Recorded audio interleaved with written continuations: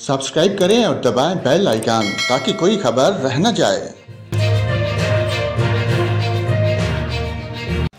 और नाज़रीन, आपको बताएं, कराची में आज बूंदाबांदी और मौसम खुशगवार रहने का इम्कान है। महकमा मौसमियात के मुताबिक शहर कैद में 24 घंटों में मतला जुज़वी तौर पर अवरूद रहने का इम्कान है।